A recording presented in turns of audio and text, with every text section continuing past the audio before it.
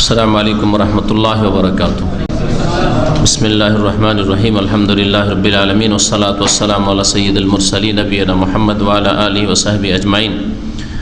अम्मा बाद फ़क़द क़ालल मुअल्लिफ़ रहिमहुल्लाहु तआला व अन अनस रज़ियल्लाहु अन्हु क़ाल क़ाल रसूलुल्लाह सल्लल्लाहु अलैहि वसल्लम इज़ा काना अहदुकुम फ़िस्सलाति फ़इन्नहु युनाजी रब्बह फ़ला यब्सुक़न्ना बैना यदैहि वला अन यमीनिहि वलाकिन अन शिमालिही तहत कदमिही मुत्तफ़क़ुन अलैहि व फ़ी रिवायतिन औ तहत कदमिही।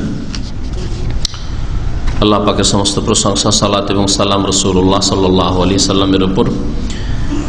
আজকের দর্শ হচ্ছে বুলুগুল মারাম থেকে সালাতের অধ্যায়, নামাজের জন্য, সালাতের জন্য যেসব শর্তাবলী রয়েছে সেসব শর্ত সম্পর্কে যে হাদিসগুলি রয়েছে তার অধিকাংশই প্রায় শেষ হয়ে গেছে। আমরা শেষ দিকে ইনশাআল্লাহ তাআলা আজকে হাদিসগুলি শেষ হয়ে যাবে।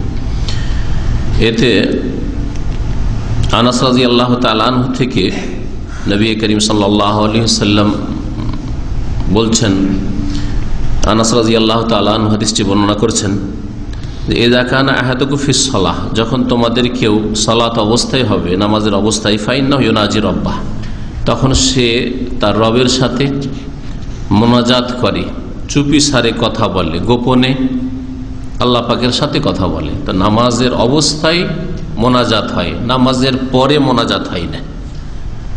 এই হাদিস মোতাবেক নামাজের ভিতরে মোনাজাত হয়, নামাজের বাইরে মোনাজাত হয় না, নামাজের আগেও মোনাজাত হয় না, নামাজের সালাম ফিরে দেওয়ার পরেও মোনাজাত হয় না। আর যারা এই ক্ষেত্রে বিভ্রান্ত হয়েছে তাদের মোনাজাত শুরু হয় নামাজের সালাম ফিরলে, নামাজের সালাম ফেরার পথে তাদের মোনাজাত শুরু হয়। এটাই হচ্ছে তাদের ভুল। আর এই জন্য সালাম ফেরার পরে সম্মিলিত এই বিদাতি, যখন তোমাদের কেউ সালাত অবস্থায় থাকে তখন ফাইন্নাহু ইউনাজি রাব্বাহ, সালাত অবস্থায় কি করে? রবের সাথে, আল্লাহ পাকের সাথে মোনাজাত করে, গোপনে কথা বলে।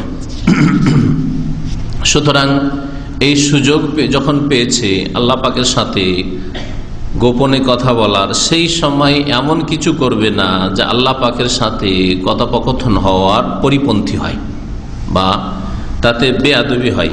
ফালা ইয়াবসুকান্না বাইনা ইয়াদিহি, সুতরাং নিজের সামনে যেন থুথু না নিক্ষেপ করে। বাসাকা ইয়াবসুকু মানে থুথু ফেলা, বোসাক থুথুকে বলা হয়। থুথুর কাছাকাছি আরবি কয়েকটা রয়েছে। বোসাক মানে ও সদ দিয়ে থুথু হয়, বোজাক জা দিয়ে, শুধু জা আর সদের পার্থক্য, বাকি বা দিয়ে শুরু আর শেষে কাফ ঠিকই আছে। বোজাক মানে হচ্ছে থুথু। তো যেন সামনে থুথু না ফেলে। ওয়ালা আইয়ামিনিহি, আর নিজ ডান দিকে, মুসল্লি নিজের ডান দিকেও যেন থুথু না ফেলে। তো সামনেও নিষেধ আর ডান দিকেও নিষেধ। ওয়ালাকিন আন শিমালিহি, তবে বাম দিকে, তাহতা কাদামিহি, নিজের পায়ের নিচে, বাম পায়ের নিচে থুথু নিক্ষেপ করতে পারি প্রয়োজন হলে। মুত্তাফাকুন আলাইহি, হাদিস বুখারী মুসলিমের। অফি রিওয়ায়াতিন, আর একটি বর্ণনায় একটু পার্থক্য রয়েছে শব্দের। আও তাহতা কাদাম, অথবা নিজের পায়ের নিচে, তাহলে অর্থ পাল্টে যাবে। আগেরটাই কি রয়েছে? বাম দিকে নিজ পায়ের নিচে, মানে বাম পায়ের নিচে ফেলবে। বাম দিকে, এই দিকে নয়, বরং বাম দিকে পায়ের নিচে ফেলবে। এটা হচ্ছে বুখারী মুসলিমের হাদিস। কিন্তু একটি বর্ণনায় একটু তফাৎ, যার ফলে অর্থই পাল্টে যাচ্ছে। সেটা হচ্ছে ওয়ালাকিন আই আন শিমালিহি, বাম দিকে ফেলবে, আও অথবা তাহাতা কাদামে, পায়ের নিচে ফেলবে। তাহলে তো বোঝা বাম দিকেও ফেলতে পারে অথবা পায়ের নিচেও ফেলতে পারে, এইরকম অর্থ হয়ে যায়। কিন্তু আগেরটাই ঠিক, কারণ ওই হাদিসটা বেশি শক্তিশালী। আর বাম দিকে ফেলবে কিন্তু দূরে নয়, কারণ বাম দিকে মুসল্লি থাকতে পারে, তারপরে বাম দিকেও ফেরেশতা আছে। যেমন কোরআনে কারীমের সূরা কাফের আয়াত প্রমাণ করে, ইয়াতালাক্কাল মুতালাক্কিয়ানি আনিল ইয়ামিন ওয়া আনিশ শিমালি কাঈদ। আনিল ইয়ামিন, ডান দিকেও ফেরেশতা বসে আছে, আর আনিশ শিমাল, বাম দিকে আমল নামা লিখার জন্য। ডান দিকের ফেরেশতা নেক আমল, সৎকর্মগুলি লিখে, আর বাম দিকের ফেরেশতা মন্দ গুনহার কাজগুলি বা পাপ লিখে। তো এই জন্য এই হাদিসটাই বেশি ঠিক, যে বাম দিকে পায়ের নিচে থুথু ফেলবে, থুথু কি এমনি এমনি ফেলতে থাকবে না যদি জরুরি হয়? ওকে, খুব বেশি বেশি থুথু আসছে তাহলে ফেলতে পারবে। জি। আর আরেকটা হাদিস রয়েছে যে মসজিদের মধ্যে আল বোসাক ফিল মসজিদে খাতিয়াতুন, মসজিদে থুথু ফেলা হচ্ছে গোনহার কাজ, গোনহা। হ্যাঁ, ও কাফারাতুহা, আর ওর কাফারা গোনহার মোচন হচ্ছে দাফনুহা, তা দাফন করে দাও মানে নিশ্চিহ্ন করে দাও। তাহলে যদি ফেলতেই হয় মসজিদে, ফেলে দিয়ে পায়ের তলে ফেলে দিয়ে পায়ে ঘষা দেন, তাহলে মুছে ফেললেন, সেটা কারোর জন্য অরুচিকর অবস্থা সৃষ্টি করলো না, আর ময়লা আবর্জনা হইল না, মাটিতে মুছে ফেললেন পা দিয়ে। এটা হচ্ছে আর একটি হাদিস যা এর সাথে মিলিয়ে নেওয়া যেতে পারে। তো এই হাদিসে সামনে নিষেধ করা হয়েছে। সামনে কেন নিষেধ করা হয়েছে? আর এক হাদিসে রয়েছে যে আল্লাহ পাক তোমার সামনে রয়েছে, আল্লাহ পাক সামনে রয়েছে, আল্লাহ পাক রব্বুল আলমিনের সামনে রয়েছেন, আর আল্লাহ পাক রব্বুল আরশ আজিমও রয়েছেন। আল্লাহ পাক রব্বুল আলমিন যে আরশ আজিমে রয়েছেন আর সামনে রয়েছেন, এটাকে বোঝানোর জন্য ইমাম ইবনে তাইমিয়া রহমতুল্লাহ আলাইহি বলেছেন একটি উপমা, উদাহরণ সূর্যের বা চন্দ্রের। চন্দ্র আপনি সারা পৃথিবীর যেখানেই যান না কেন, চন্দ্র আকাশে রয়েছে আর আপনার সাথে সাথে আছে। এমন হয় না যে সৌদি আরবে কাছে ছিল আর বাংলাদেশ গেলে দূরে হয়ে গেল, জাপান চলে গেলে আর একটু দূরে হয়ে গেল, হ্যাঁ আমেরিকা কানাডা আরো কোথাও চলে গেলেন, তখন চন্দ্র অনেক দূরে হয়ে গেছে, সূর্য অনেক দূরে হয়ে গেছে, এমনটা বোঝায় না। বোঝায় কি? আপনি যেখানেই যান না কেন পৃথিবীর একই রকম মনে হচ্ছে সূর্য চন্দ্রকে, অথচ সূর্য চন্দ্র কাছে রয়েছে, অনেক দূরে আপনার থেকে। তাহলে আল্লাহ পাকের সামনে সূর্য চন্দ্র আল্লাহ পাকের ক্ষুদ্র সৃষ্টি, আল্লাহ পাকের মখলুকের মধ্যে যদি এই রকম কিছু থাকে যে সারা পৃথিবীর যেখানে যান না কেন চাঁদ আপনার সাথেই, সূর্য আপনার সাথেই, অথচ আকাশে রয়েছে, তো যিনি সূর্য চন্দ্রের সৃষ্টিকর্তা রব্বুল আলামিন, তিনি আরশে আজিমে রয়েছেন, আসমান জমিনের ঊর্ধ্বে রয়েছেন, সৃষ্টির ঊর্ধ্বে রয়েছেন, সৃষ্টি থেকে পৃথক রয়েছেন, সৃষ্টি তাকে ঘিরতে পারে না, সৃষ্টি তাকে পরিবেষ্টন করতে পারে না, এবং তিনি বান্দার কাছেও রয়েছেন, যেমন সূর্য চন্দ্র কাছে রয়েছে। কিন্তু আপনি হাদিস যেমন এইরকম আল্লাহ সামনে রয়েছেন মুসল্লির, অথবা আল্লাহ পাক তোমাদের সাথে আয়াত, যেখানেই থাকো আল্লাহ তোমাদের সাথে রয়েছেন, মানে আল্লাহ সর্বত্র বিরাজমান করে দিবেন। আর আরশের উপরে থাকা, আল্লাহ পাক রব্বুল আলামিন সৃষ্টির ঊর্ধ্বে থাকা, আসমানের ওপরে থাকা, এগুলো সব অস্বীকার, একবার উপেক্ষা, এটা হচ্ছে গুমরাহি। যে গুমরাহিতে আশআরি মাতুরিদি গুমরা পথভ্রষ্টরা নিমজ্জিত রয়েছে, যে একদিকে ওয়া মাকুম আইনামা কুনতুম, যেখানেই থাকো সেখানে আল্লাহ, সুতরাং সর্বত্র বিরাজমান। মুসল্লির সামনে আল্লাহ রয়েছেন, তা আল্লাহ সামনে রয়েছেন মানে আল্লাহ মুসল্লির সামনে বিরাজমান। আর আল্লাহ যে সুম্মাস্তাওয়া আলাল আরশ, হ্যাঁ আমিনতুম মান ফিস সামাই, যিনি আকাশের উপর রয়েছেন, এইরকম বহু আয়াতের একেবারে পরোয়া করল না, যেন ওইসব আয়াত কোরআনে কারীমে নেই। জানি না ওইসব আয়াত সম্পর্কে আল্লাহ পাক রব্বুল আলামিন তাদের হেদায়েত করুক, তাদের যে কি ভূমিকা। তো কোরআনে কারীমের আয়াত সমূহ এবং হাদিসের মধ্যে সমন্বয় অবশ্যই রয়েছে। যেভাবে বললাম, এটাই সাহাবাই কেরামরা বুঝেছেন, এটাই তাবেইন তাবা তাবেইন বুঝেছেন, এটাই আইম্মায়ে আরবা আবু হানিফা, শাফি, মালিক, আহমদ রাহিমাহুমুল্লাহ তাআলা তারা বুঝেছেন। আর পরবর্তীতে আশআরি মাতুরিদি গুমরাহি মতবাদ যে তৈরি হয়েছে, সেটা হচ্ছে এই রকম ধরনের, যে আল্লাহ পাক রব্বুল আলামিনের জন্য দিক নেই, মানে আল্লাহ অপর দিকে, এটা বলা যাবে না, আল্লাহ কোন দিকে বলা যাবে না, এটা গুমরাহি।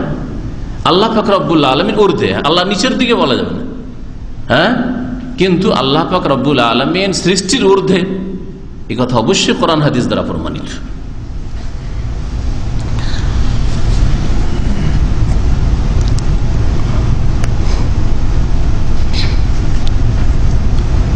সহিহ বুখারীতে একটি রিওয়ায়াত রয়েছে, হাদিস নম্বর 417, সহিহ বুখারী, ফাইন্না রাব্বাহু বাইনাহু ওয়া বাইনাল কিবলাতি, সামনের দিকে কেন থুথু নিক্ষেপ করবে না? কারণ মুসল্লির রব আল্লাহ পাক তার মাঝে আর কিবলার মাঝে রয়েছে।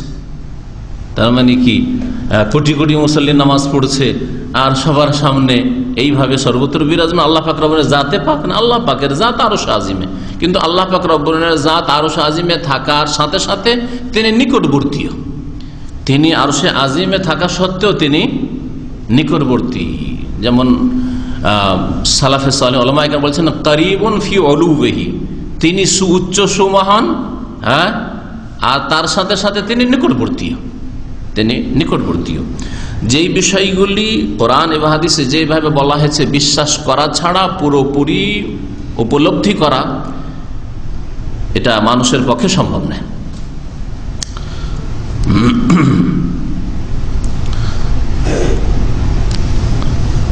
আর একটি হাদিসে রয়েছে যে ডান দিকে কেন নিক্ষেপ করতে নিষেধ করা হয়েছে থুথু, বলছে যে ফাইন্না আইয়ামিনিহি মালাকান, কারণ মুসল্লির ডান দিকে কি রয়েছে, ফেরেশতা রয়েছে। তো বাম দিকে তো ফেরেশতা রয়েছে, কিন্তু ডান দিকে কোন ফেরেশতা রয়েছে, সেই ফেরেশতা বেশি শ্রেষ্ঠ।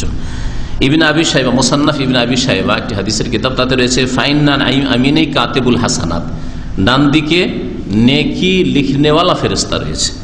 যেই ফেরেশতা নেকি লিখেন ওই ফেরেশতা গুনাহ লিখনেওয়ালা ফেরেশতার তুলনায় উত্তম, শ্রেষ্ঠ, মর্যাদাপূর্ণ।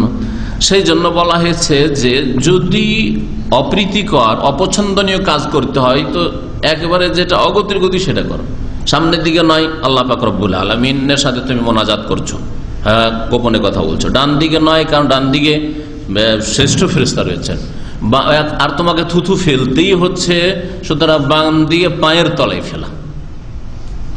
অনেক সময় অপছন্দনীয় কাজ, আপত্তিকর জায়েজ হয়, মানুষ যখন প্রয়োজন বোধ করে অথবা নিরুপায় হয়, ওই রকমই এই বিষয়টি। এইরকম নয় যে একটু থুথু আসলে বাম দিকে ফেলতে থাকবেন না। যেমন আজকাল আরো ভালো ব্যবস্থা হয়েছে, টিস্যু আছে, রুমাল আছে, তো পায়ের নিচে বাম দিকে ফেলার চাইতে ভালো যে রুমালে বা টিস্যুতে থুথু ধরে নিল বা কাশফোঁটা ধরে নিল, পরিষ্কার করে নিল, পকেটে রেখে নিল, এটা সবচাইতে ভালো। আর আজকাল পাকা মসজিদ, তারপর বিশেষ করে আরব দেশগুলিতে তার সাথে কার্পেট আছে, সুতরাং এই প্রশ্ন ওঠে না যে আপনি পায়ের তলায় ফেলবেন আর বাম দিকে ফেলবেন।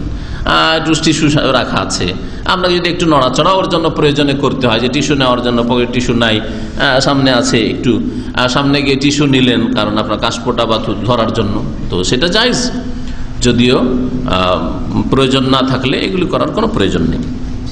তারপরে থুথু বিশেষ করে থুথু গিলে নেওয়াই কোনো দোষ নেই। আর এই মাসলা মনে রাখেন, থুথু গিলে নেওয়াই কোনো দোষ নেই, এমনকি সিয়াম অবস্থায়, রোজার অবস্থায় থুথু গিললে কোনো দোষ নেই। রোজার অবস্থায় অনেকেই সংকোচ বোধ করে, রোজায় আছি আর থুথু গিলবো, রোজার কি হবে না হবে, কিছু হবে না। তবে থুথুটাকে বাড়াইবার চেষ্টা করবেন না। অনেকের আছে হয়তো ব্যাধির কারণে বা বিভিন্ন কারণে থুথু মুখে বেশি আসতে পারে, তো থুথু আসলে সেটা রোজার অবস্থায় যদি গিলেও নেই তাতে রোজার কোনো ক্ষতি হবে না ইনশাআল্লাহ।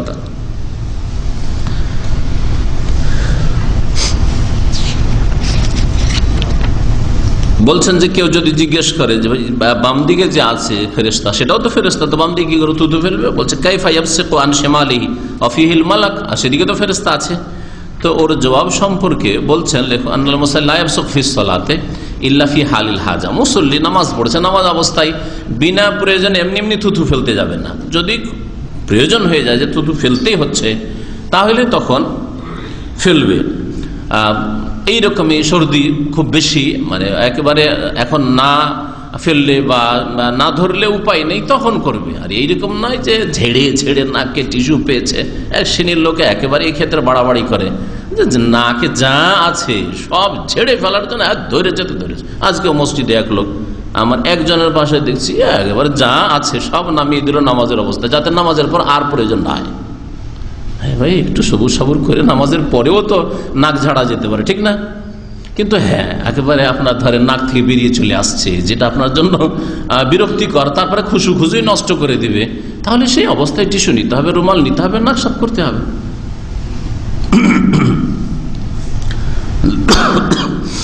ওয়াল হাজাত তবিহুল মাকরুহাত, আর প্রয়োজন হলেই অপছন্দনীয় কাজ জায়েজ, প্রয়োজনে অপছন্দনীয় কাজ জায়েজ। যেমন পেশাবের প্রয়োজন হয়েছে, পেশাবের প্রয়োজন হচ্ছে, আর পেশাব করবেন কোন জায়গায়, সব জায়গায় পানি আর পানি, বন্যার পানি, দূর দূর পর্যন্ত শুধু পানি দেখছেন, অথবা ময়লা আবর্জনা ভর্তি, বসা যাবে না, তাহলে দাঁড়িয়ে পেশাব করে কোনো অসুবিধা নেই। সহিহ বুখারীর হাদিস রয়েছে এইরকম। তো এই যে কায়দাটা বললেন লেখক, এইরকম বেশ কিছু হাদিসের ভিত্তিতে যে ওয়াল হাজাত তবিহুল মাকরুহাত, প্রয়োজনের তাগিদে মাকরুহ অপছন্দনীয় কাজ জায়েজ, প্রয়োজনের তাগিদে অপছন্দনীয় কাজ, হারাম কাজ নয়। হারাম কাজ কখন জায়েজ? আদ-দারুরাত তবিহুল মাহজুরাত, যদি নিরুপায় হয়ে যায় তখন হারাম জায়েজ। পিপাসায় মরে যাচ্ছে আর পানি নেই, তখন যে কোনো হারাম পানীয় পেলেও যান বাঁচাতে হবে, সেটা হচ্ছে আলাদা জিনিস। খিদায় মরে যাচ্ছে, খাবার কিছুই নেই, তখন হারাম কিছু খাবার, হারাম গোস্ত পেলেও, হারাম খাদ্য পেলেও খাওয়া যাবে। হ্যাঁ, আর প্রয়োজন আর নিরুপায় হওয়া, দুটোতে পার্থক্য আছে। আরবিতে দুটো পৃথক পৃথক ভাষা আছে। আল হাজাত মানে প্রয়োজন, শুধু প্রয়োজন হলে অপছন্দনীয় কাজ জায়েজ, আর আদ-দারুরা মানে বাধ্য হয়ে গেলে, নিরুপায় হয়ে গেলে না জায়েজ, হারাম কাজও বা হারাম কিছু খাওয়া পান করাও জায়েজ, কিন্তু যতটাতে কাজ চলে যায়।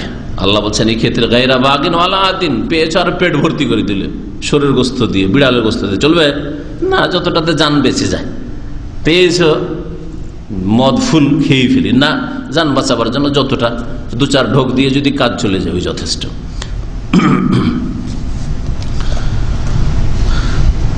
তারপরে বাম দিকেও ফেরেশতা আছে, ডান দিকেও ফেরেশতা আছে। বাম দিকে কেন অনুমতি হলো, ডান দিকে কেন অনুমতি হলো না, এই মর্মে আর একটি জবাব বলছেন, জিহাতুল ইয়ামিন আশরাফ মিন জিহাতিশ শিমাল, ডান দিক বাম দিকের তুলনায় উত্তম।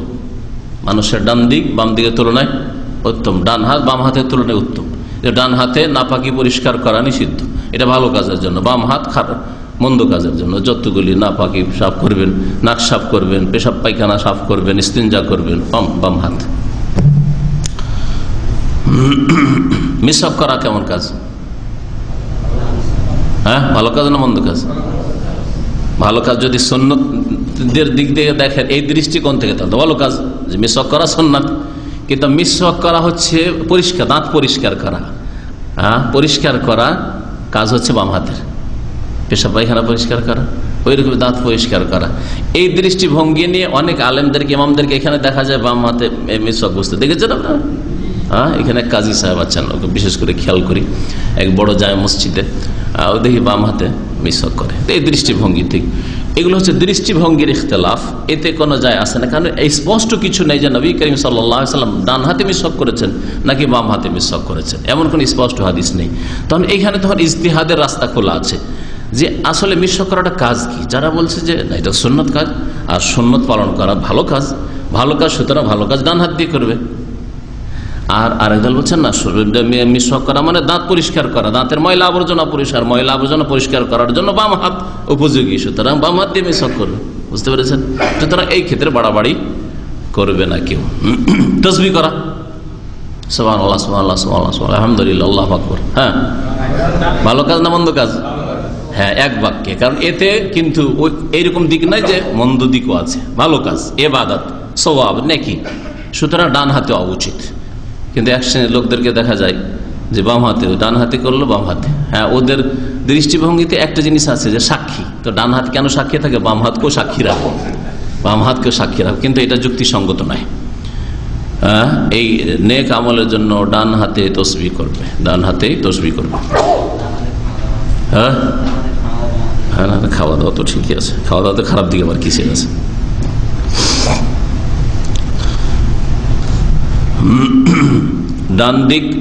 ডান দিক যেহেতু উত্তম বাম দিকের তুলনায়, সেই জন্য বাম দিকে থুতু ফেলতে বলা হয়েছে। ডান দিক পবিত্র ভালো কাজের জন্য, বাম দিক হচ্ছে নোংরা ময়লা আবর্জনার জন্য। এইরকমই বলছে যে ফেরেশতা, ডান দিকের ফেরেশতা হচ্ছে বেশি শ্রেষ্ঠ বাম দিকের ফেরেশতার তুলনায়। সুতরাং যখন অগতির গতি ফেলতেই হচ্ছে হয়তো থুতু, তখন বাম দিকে ফেলো, এসব কথা ওলামারা বলেছেন। ভাষ্যকার বলছেন, আল ওলু ও সাবেতুল্লাহ তাআলা বিল কিতাব ওয়াস সুন্নাহ ওয়া ইজমা আহলিস সুন্নাতি ওয়াল জামাআহ। আল্লাহ পাক রব্বুল আলামিন যে সৃষ্টির ঊর্ধ্বে, এই জন্য আল্লাহকে আল্লাহ তাআলা। বিদাতিরাও বলছে, কি বলছে? আল্লাহ তাআলা। তাআলা মানে যিনি সুউচ্চ, যিনি সুউচ্চ, সবকিছুর ঊর্ধ্বে। অলুগুন থেকে তাআলা শব্দটি, তাআলা ইয়া তাআলা, ওয়া আন্নাহু তাআলা জাদ্দু রাব্বিনা তাআলা। তো আল্লাহ তাআলা, মহান আল্লাহ যে সবকিছুর ঊর্ধ্বে, এটা প্রমাণিত কোরআনে কারীম দ্বারা, হাদিস সুন্নাহ দ্বারা, ইজমা আহলুস সুন্নাত ওয়াল জামাতের ইজমা দ্বারা। পক্ষান্তরে আহলুস সুন্নাত ওয়াল জামাত থেকে যারা আল্লাহ পাকের নাম গুণাবলীর ক্ষেত্রে বেরিয়ে গেছে, যেমন আশারি মাতুরিদি বিদাতিরা, ওই রকমই আর অন্যান্য বিদাতপন্থীরা, তারা এই ক্ষেত্রে ইখতিলাফ করেছে, যার ফলে তারা বলছেন আল্লাহর জন্য কোনো দিক বলা যাবে না। আল্লাহকে যদি বলি সবকিছুর ঊর্ধ্বে, আসমানের উপরে, তাহলে একটা দিক নির্ণয় করা হয়ে গেল। না, ভুল কথা। আল্লাহ পাক রবের সৃষ্টি থেকে পৃথক, কি বলে আল্লাহ সৃষ্টির মধ্যে একাকার হয়ে রয়েছেন। আল্লাহ পাক না পাক সব জায়গায় রয়েছেন, হ্যাঁ, সর্বত্র বিরামা, সবকিছুতে রয়েছেন। এটা কুফরি আকীদা।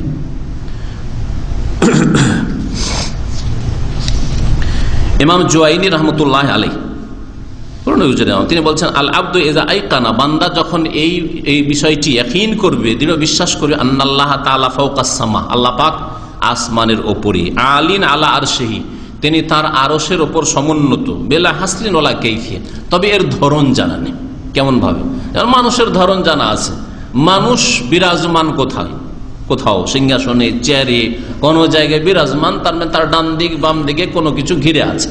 আল্লাহ পাক রব্বুল আলামিনের ক্ষেত্রে এইরকম ধারণা করা যাবে না, ধরন জানা নেই আমাদের।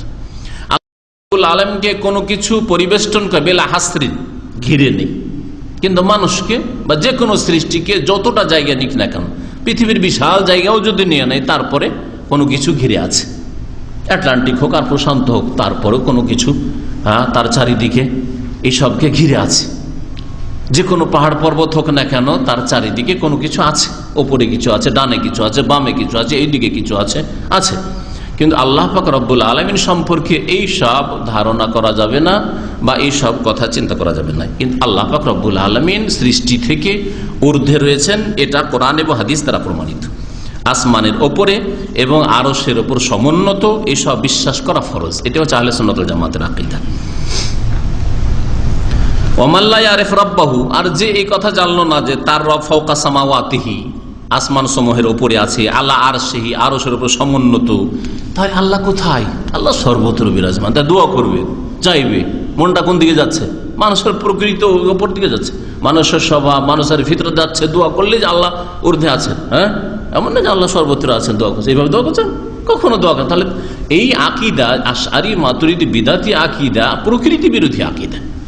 কখন এই কথা মানুষ দোয়ার সময় চিন্তা করে যে আল্লাহ সব জায়গায়, এভাবে দোয়া করেন। আল্লাহ মনটা, অন্তরটা যেন আরশে আজিমের দিকে চলে যাচ্ছে।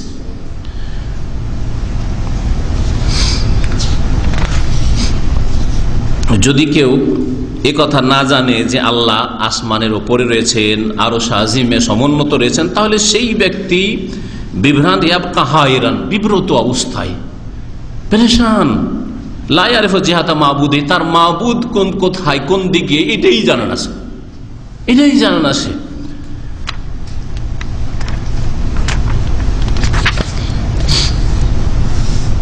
ইমাম নাসিরউদ্দিন আলবানী রাহমাতুল্লাহ আলাইহি এরকম বলছেন, রব্বুনা তাআলা আলা আরশিহি, আমাদের আল্লাহ পাক রব্বুল আলামিন যিনি রব, তিনি আরশের উপর সমুন্নত, ফাওকা মাখলুকাতিহি কুল্লিহা, সমস্ত সৃষ্টির ঊর্ধ্বে, ওপরে, ফাওকা মাখলুকাতিহি কুল্লিহা, সমস্ত মাখলুকাত সৃষ্টির ওপরে। আসমান, সাত আসমান আল্লাহ পাকের সৃষ্টি, আরশ কুরসি আল্লাহ পাকের সৃষ্টি, পাহাড় পর্বত সবকিছু আল্লাহ পাকের সৃষ্টি, সমস্ত সৃষ্টির ফৌক, ঊর্ধ্বে। তাহলে যে আকীদা আমাদের দেশে প্রচলিত আকীদা, গোমরাহ আকীদা, ভ্রান্তিকর আকীদা, সেটা হচ্ছে সর্বত্র বিরাজমান, বা বলা যাবে না কোন দিকে, এটা ভুল, একেবারে স্পষ্ট ভুল, আকীদার ভুল।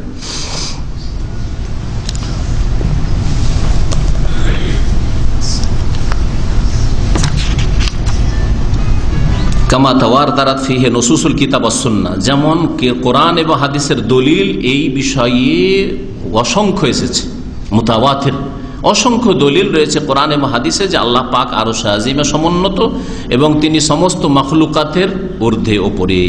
ওয়া আসারুস সাহাবাতে, সাহাবায়ে কেরামদের বর্ণনা, সালাফে সালেহিনের উক্তি এই ব্যাপারে ভরপুর রয়েছে।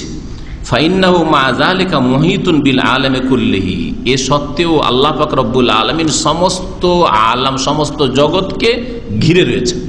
আল্লাহ পাককে কোনো কিছু ঘিরে নেই, আল্লাহ পাক সব কিছুকে ঘিরে রয়েছে।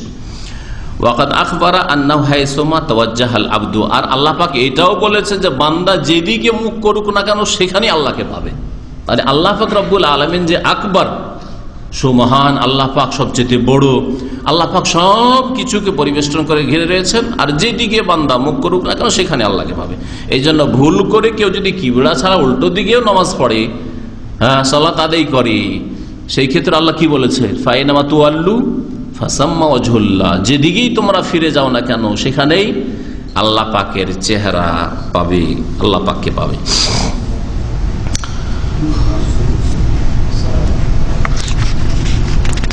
وعن انس رضي الله عنه قال كان قرام لعائشه رضي الله عنها سترت به جانب بيتها فقال لها النبي صلى الله عليه وسلم اميتي عنا قرامك هذا فانه لا تزال تصاويره تعرض لي في صلاتي رواه البخاري واتفق على حديثها في قصه انباجانيه ابي جهم وفيها فانها الهتني عن صلاتي। আনাস রাদিয়াল্লাহু তাআলা আনহু থেকে এই হাদিসটি বর্ণিত, তিনি বলছেন যে আয়েশা রাদিয়াল্লাহু তাআলা আনহার একটি চাদর ছিল নকশা বিশিষ্ট, রং বিরঙের চাদর, বিভিন্ন রং দিলে বেশি আকর্ষণ হয়ে যায়, এইরকম ধরনের একটি চাদর ছিল পর্দার। সাতারাত বেহি জানে বাইতাহা, তার ঘরের একটা দিকে তিনি লটকিয়ে বা ঝুলিয়ে রেখেছিলেন। এই হাদিস প্রমাণ করে বা এই হাদিস থেকে মাসলা নেওয়া যেতে পারে যে ঘরের দেওয়ালকে বা জানালাকে পর্দা দিয়ে ঢাকা যায়। আপনার বাড়ির জানালাতে আজকাল যেমন অন্ধকার করার জন্য লাগিয়ে রাখছে না, এখন এই মাসলা আপনার সামনে আসলে যে ভাই এটা জায়েজ কি জায়েজ নয়, নাকি এটা ইসরাফ অপচয় পড়বে, তাহলে আপনি এই হাদিস পেশ করতে পারেন যে নবী করিম সাল্লাল্লাহু আলাইহি ওয়াসাল্লাম অভাবের জামানাতে মা আয়েশা রাদিয়াল্লাহু তাআলা ঘরের দেয়ালে চাদর বা পর্দার কাপড় লটকে রেখেছেন, তাহলে এটা জায়েজ। নবী সাল্লাল্লাহু আলাইহি ওয়াসাল্লাম পর্দা লটকে রেখেছেন এই জন্য নিষেধ করেননি, বরং পর্দাটা বড় নকশা বিশিষ্ট ছিল, যেটা নামাজ পড়ার সময় সামনে পড়লে বিরক্তিবোধ হইতো, খুশু দুর্বল হয়ে যেত বা ওই দিকে নজরটা চলে যেত, সেই জন্য নিষেধ করেছেন। তাহলে আসল পর্দার জন্য নিষেধ করেননি যে না পর্দা রাখা যাবে না।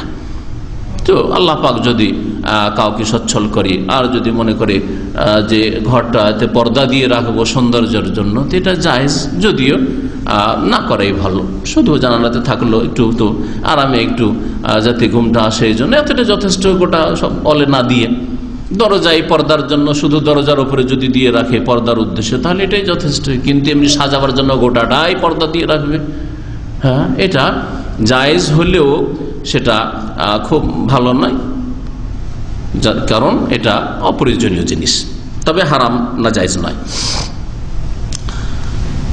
বলছে যে সাতারাতে বেহি জানে বাইতা, তার বাড়ির একদিককে সে সুতরা করে পর্দা করে রেখেছিল।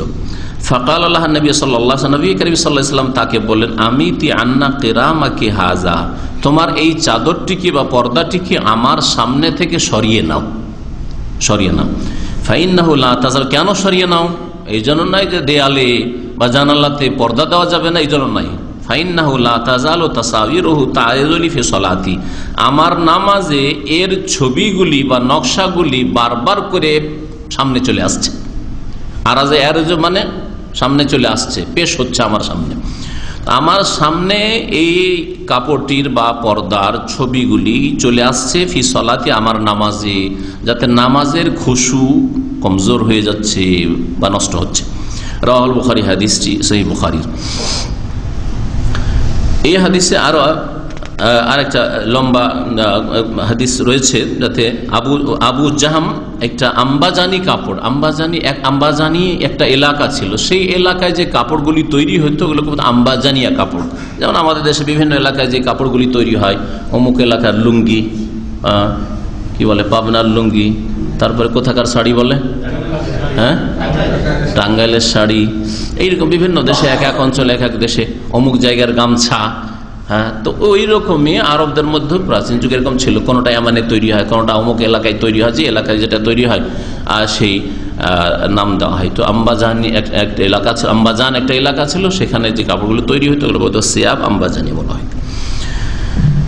ওই কাপড় সম্পর্কে নকশা যেহেতু ছিল, নবী সাল্লাল্লাহু আলাইহি ওয়াসাল্লাম বলেছিলেন ফাইন্নাহা আলহাতনি আন সলাতি, আমার নামাজ থেকে আমাকে মশগুল করে দিয়েছে, নামাজ থেকে আমার মনটাকে যেন ফিরিয়ে দিয়েছে। আল্লাহ ইউলহি মানে ব্যস্ত করে দেওয়া, মশগুল করে দেওয়া। যেমন কোরআনে কারীমের সূরায় রয়েছে, ছোট্ট সূরা আলহাকু মুত্তাকাসুর, দুনিয়ার ধন সম্পদের প্রাচুর্য তোমাদেরকে কি করে দিয়েছে, মশগুল করে দিয়েছে, ব্যস্ত রেখেছে, তাতে ব্যস্ত হয়ে রয়েছে। কেউ টাকা বাড়াবার জন্য, কেউ নেতৃত্ব বাড়াবার জন্য, কেউ মান মর্যাদা বাড়াবার জন্য, কেউ খ্যাতি বাড়াবার জন্য, এতেই ব্যস্ত। আর অনেকেই এই ব্যস্ততায় আল্লাহ পরকালকে ভুলে গেছে, ফরজ ওয়াজিবকে ভুলে যাচ্ছে, হারামে লিপ্ত হচ্ছে। এটা হচ্ছে অন্যায়, এটা হচ্ছে অন্যায়। আল্লাহকে মুত্তাকাসুর। আর এই অবস্থা তোমাদের কতদিন থাকবে? হাত্তা যুরতুমুল মাকাবির, যতদিন কবরে না পৌঁছেছো, মানে মওত না এসেছে। কবরে পৌঁছলে শেষ, দুনিয়ার এই সব দৌড় ঝাঁপ শেষ। দিনকে নষ্ট করে বা দিনকে ক্ষতিগ্রস্ত করে দুনিয়ার জন্য ছুটা হারাম, কিন্তু দিনকে আপন অবস্থায় সুন্দর করে ঠিক রেখে, ফরজ ওয়াজিবকে ঠিক রেখে আর হারাম নাজায়েজ কাজ থেকে বেঁচে থেকে যদি কেউ দুনিয়া সুন্দর করতে চায়, তো তার বৈধতা শরীয়তে রয়েছে, বরং তার জন্য উৎসাহিত করা হয়েছে যে কর্ম করো, আল্লাহ পাক কর্ম করতে বলেছেন। এই হাদিস দ্বারা বোঝা যায় যে নামাজের অবস্থায় আসল হচ্ছে নামাজের মধ্যে খুশুটা, নামাজের মধ্যে খুশু, বিনয়ী হওয়া, একগ্রতা, এটা হচ্ছে নামাজের রূহ, নামাজের আত্মা। যদি নামাজ পড়েন, নামাজের মধ্যে দাঁড়াইলেন, রুকু গেলেন, সেজদা গেলেন, বৈঠক করলেন, কিছু দোয়া পড়লেন, কিন্তু নামাজের মধ্যে মন লাগলো না, খুশু হইল না, শরীর নামাজ পড়ছে, মুখে দোয়া পড়ছে, আর হাত পা নড়াচড়া করছে, আর মনটা, কলবটা কোথায় আছে? বিবি সাহেবার কাছে, ছেলে মেয়েদের কাছে, বাপ মা অসুস্থ আছে হাসপাতালে, ওইখানে, তাহলে খুশু হইল না। সামনে নকশা দেখছেন, বা মুসাল্লা, কার্পেট বা জাই নামাজ বিছানো আছে, আর এত সুন্দর, ওই দিকেই শুধু তাকাইতে আছে, আর মনটা ওইদিকে, কত সুন্দর জাই নামাজ, কত নকশা। হ্যাঁ, এইরকম। এমন কি উলামায়ে কেরাম বলছেন, মুসল্লির সামনে কোরআনে কারীম লিখে রাখা এটাও ঠিক নয়, কারণ এটাও অনেক সময় সালাত থেকে ব্যস্ত করে। এইদিকে নামাজ পড়ছেন, ওইদিকে কোন আয়াত লিখা আছে পড়ছেন। এই জন্য মুসল্লির সামনে কোরআনের আয়াত লিখে রাখা, সূরা লিখে রাখা, বা দোয়া লিখে রাখা, এসব অপছন্দনীয়। যদি এটাই অপছন্দনীয় হয়, তাহলে ওই যে আমাদের দেশে মেহরাবে হারে রং বিরঙের নকশা, এগুলো জায়েজ অবশ্যই নয়, কারণ এগুলোতে খুশু নষ্ট করে দেয় মানুষের, যেটা হচ্ছে নামাজের রূহ। শরীরে যেমন রূহ না থাকলে সেই দেহকে কেউ রাখতে চায় না, সেই দেহের কোনো মূল্য নেই। যত বড় আলেমে দিন আর পরেশগার, আল্লাহর ওলির বডি হোক না কেন, আত্মা যদি না থাকে তো ওই দেহের কোনো মূল্য নেই। ওই রকমই যতই ভালো মানুষের নামাজ হোক না কেন, নামাজে যদি খুশু না থাকে, ওই নামাজের কোনো মূল্য নেই। কোন রকম ফরজটা আদায় হবে, আপনার যে ফরজটা কাঁধে ছিল, ফরজটা আদায় হবে, কিন্তু ওর সওয়াব নেকি যে নামাজের রয়েছে তা হয়তো পাবেন না। এই জন্য নবী করিম সাল্লাল্লাহু আলাইহি ওয়াসাল্লাম একটি হাদিস রয়েছে যে অনেক মানুষ নামাজ পড়ে নামাজ থেকে বের হয়, কেউ নিস পায়, অর্ধেক, কেউ ষোলশ পায়, 1/3, 3 ভাগের 1 ভাগ, কেউ রোবো 4 ভাগের 1 ভাগ সিকি পায়, কেউ খমস পায়, কেউ 5 ভাগের 1 ভাগ, কেউ 6 ভাগের 1 ভাগ, এই করতে করতে কেউ ওসর পায়, মানে 10 ভাগের 1 ভাগ, 10 ভাগ করে 100টা নেকির 10টা নেকি হয়তো পেল। আর কেউ কিছুই পেল না, শুধু ফরজটা আদায় হলো, এমন হইতে পারে। এই জন্য নামাজের মধ্যেই খুশু যথাসাধ্য তৈরি করার চেষ্টা করতে হবে, এটা হচ্ছে মুসল্লির কাজ। আর খুশু বিরোধী এমন পরিবেশ যেন না থাকে যাতে খুশু নষ্ট করে বা খুশুকে দুর্বল করে।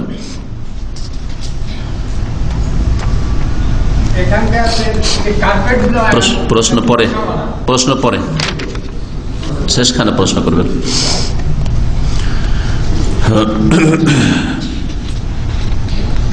যেই সব জায়গায় ছবি আছে বা মূর্তি রাখা আছে, খেলনা রাখা আছে, এই রকমই যে কোনো জিনিস যা মানুষকে আকর্ষিত করে, এই রকম জিনিস সামনে রেখে নামাজ পড়া অপছন্দনীয়।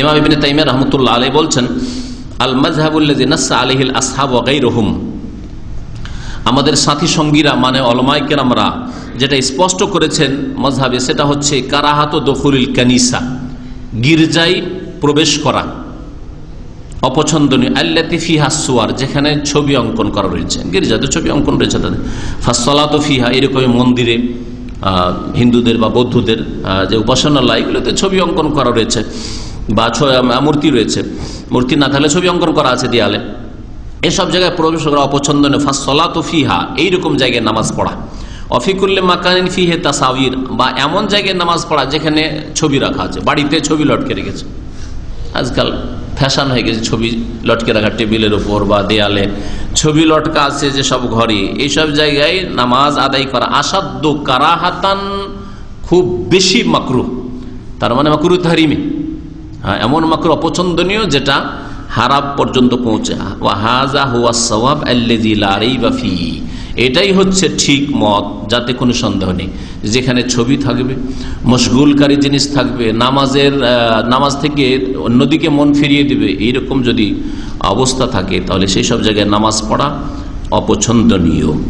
আর যত বেশি আপনার নামাজের খুশু নষ্ট করবে, যদি খুব একবারে পুরোপুরি নষ্ট হয়ে যাচ্ছে, যেমন ছবি টবি ইত্যাদি আছে, বাপের ছবি, দাদার ছবি, স্ত্রীর ছবি, মায়ের ছবি, অমুকের ছবি, মরে গেছে 50 বছর আগে তাদের ছবি রাখা আছে, একবার করে ওইদিকে নজর, একবার এইদিকে নজর, একবার ওইদিকে নজর, তো নামাজের খুশুই হয়েছে। তাহলে এইরকম জায়গায় নামাজ পড়া হচ্ছে আসাধ্য কারাহাতান, মাকরুহ তাহরিমি, খুব বেশি মাকরুহ।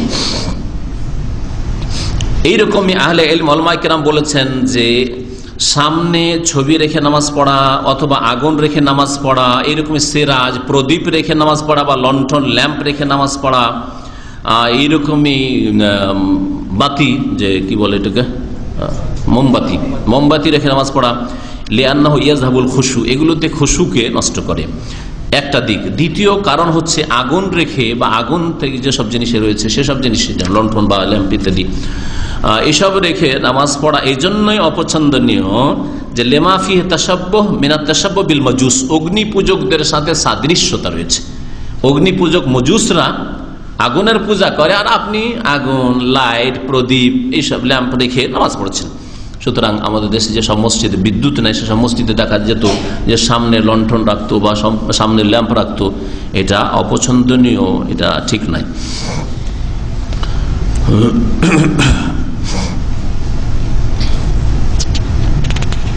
এখানে ভাষ্যকার আর একটা মাসলা উল্লেখ করেছেন, সেটা হচ্ছে ছবির মাসলা। ছবি রাখা যাবে না যাবে না, আর ছবি মানে কোন ছবি? ইখতালাফাল উলামা ফি তাসওয়ির, ছবি সম্পর্কে ওলামাদের মতবিরোধ রয়েছে। ওয়াক্তে নাইসওয়ার আল্লাতি লাহা রূহ, আর এমন কিছুর ছবি রাখা যেগুলির রূহ রয়েছে, আত্মা রয়েছে, যেমন মানুষের, কোনো প্রাণীর ছবি, গাছের ছবি রাখেন, নদী নালা পাহাড় পর্বতের ছবি রাখেন, বাগানের ছবি রাখেন, কোনো অসুবিধা নেই। কিন্তু যে রূহ, আত্মা বিশিষ্ট যেসবের প্রাণ রয়েছে, যে মখলুক, সেগুলির ছবি রাখা, এগুলি সম্পর্কে ওলামাদের ইখতিলাফ রয়েছে। ওয়াকাদ আতালাল উলামা ওয়াল জাদালা ফি যালিক, এই ব্যাপারে অনেক ইখতিলাফ, মতবিরোধ খুব মজবুত রয়েছে। তবে বলছেন যে লাকিন্না নাতি বিখুলাসাতিন সাগীরা, সংক্ষেপে এই বিষয়টি উল্লেখ করছি।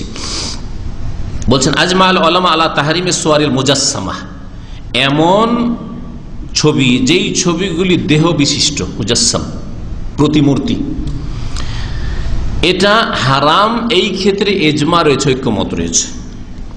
প্রতিমূর্তি বা বড় বড় নেতাদের যে পাথর কেটে তৈরি করা যেগুলি থাকে, আপনি বড় বড় নেতাদের আছে না, জানি না বাংলাদেশে আছে কিনা, স্ট্যাচু, এগুলি যেমন সাদ্দামের ছিল, ইরাকে শুনেছেন আপনার ওই সময়, তারপরে ভারতে আছে, কার আছে, ভাষা শহীদদের, আচ্ছা ভাষার শহীদ, আল্লাহর শহীদ নয়, আলহামদুলিল্লাহ।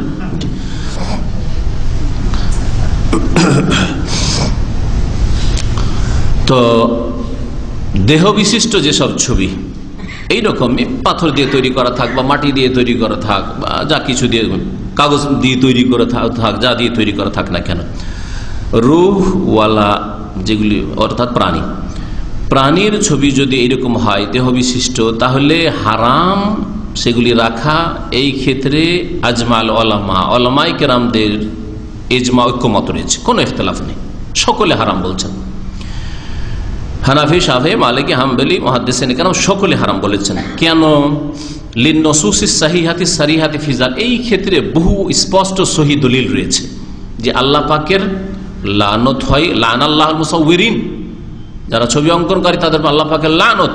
আসাদুন্নাস আযাবান ইয়াউমাল কিয়ামাহ মুসাউবিরুন, যারা ছবি অঙ্কন করে তাদের ওপর কঠোর শাস্তি কিয়ামতের দিন হবে।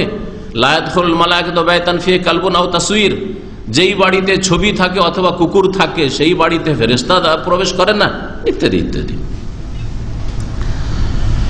আর এই হাদিস ছাড়া যুক্তি হচ্ছে লেমা ফিহি মিনাল মুদাহাতি যাহিরা লিখালকিল্লাহ, আল্লাহ পাক রব্বুল আলামিনের সৃষ্টির সাথে সাদৃশ্যতা রয়েছে। আল্লাহ পাক সৃষ্টি করেছেন মানুষ বা অন্যান্য প্রাণী, আর এরা ছবি অঙ্কন করে, গরুর ছবি তৈরি করে, বাঘের ছবি, কুকুরের ছবি, মানুষের ছবি অঙ্কন করে বা প্রতিমূর্তি তৈরি করে দাঁড় করে রাখছে। এটা আল্লাহ পাকের সৃষ্টির সাথে সাদৃশ্যতা। আল্লাহ পাকের বড় ক্রোধ হয়, লানত হয় সব লোকের উপর আল্লাহ পাকের সৃষ্টির সাদৃশ্যতা অবলম্বন করে। এবং কিয়ামতের দিনে আল্লাহ পাক তাদেরকে কি বলবেন জানা আছে মর্মে হাদিস, বলবেন আহিয়ু মা খালাকতুম, যা তোমরা অঙ্কন ছবি অঙ্কন করেছো বা মূর্তি তৈরি করেছো, প্রাণ দাও, এগুলোকে প্রাণ দাও। প্রাণ দিতে পারবে না, আর আল্লাহ পাকের আযাব জাহান্নামে তারা যাবে। আর এই ছবিগুলি বা মূর্তিগুলি যদি বিশেষ করে আরো কঠোর হারাম হয়ে যায়, যদি সেগুলি এজা কানাত লে ওলামা, আলেম ওলামাদের হয়, পরেজগার লোকদের হয়, ওয়ারিজালিন সালেহিন নেক লোকদের হয়। যেমন যদি আজকাল বড় বড় নেতাদের, দুনিয়ার রাজনৈতিক নেতাদের ছবি, কার্ল মার্কসের স্ট্যাচু আর লেনিনের আছে আর গান্ধীর আছে, মুসলিম পূজা করবে না, এটা মুসলিমরা করছে তো মানুষ আছে ফিতনা। কিন্তু ওর চেয়ে বেশি ফিতনা যদি ইমাম আবু হানিফার স্ট্যাচু থাকে, ইমাম বুখারীর যদি থাকে, তাই না, আবু বকর উমরের যদি হয়, আরে পূজা শুরু হয়ে যাবে, মুসলিমরাই পূজা শুরু করে দেবে, তাই না? 2-10 বছরের মধ্যে মুসলিমরাই পূজা শুরু করে দেবে, আর শ্রদ্ধা বলে সেখানে হাজির হবে। হ্যাঁ, জি হ্যাঁ, হ্যাঁ, তারা তাজিয়ার সামনে করে, তো তো পেলে তো করবেই। তো যাই হোক, ওদের ধর্মই তো শিরকের ওপর কায়েম।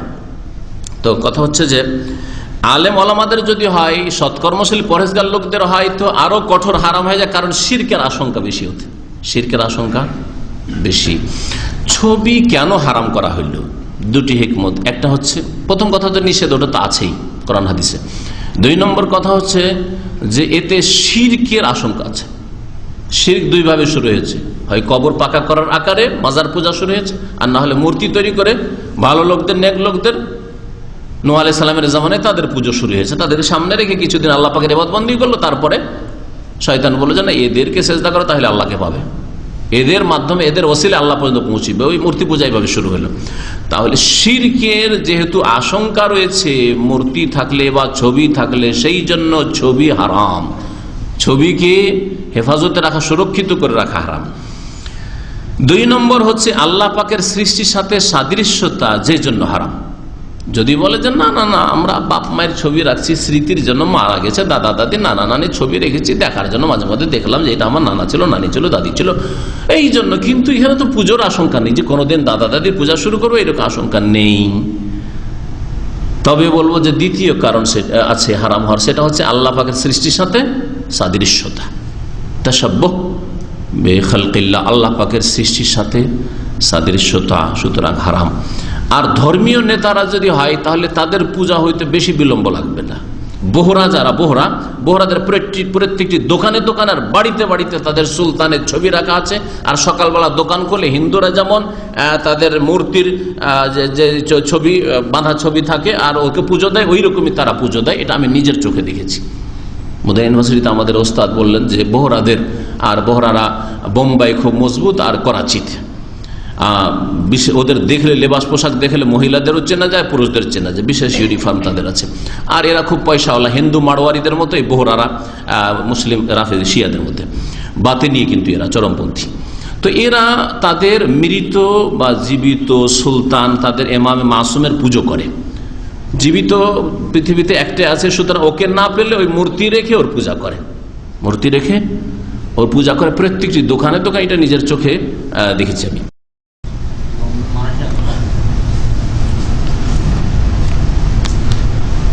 দ্বিতীয়, হ্যাঁ বলছেন যে ওলামাদের আর নেক লোকদের যদি ছবি হয় তাহলে এটা আরো কঠোরভাবে হারাম, লিআন্না ওয়াসিলাতুল আকবার ওয়া আযম মাসি ওয়া শিরক বিল্লাহ, কারণ এখানে শিরকের আশঙ্কা বেশি।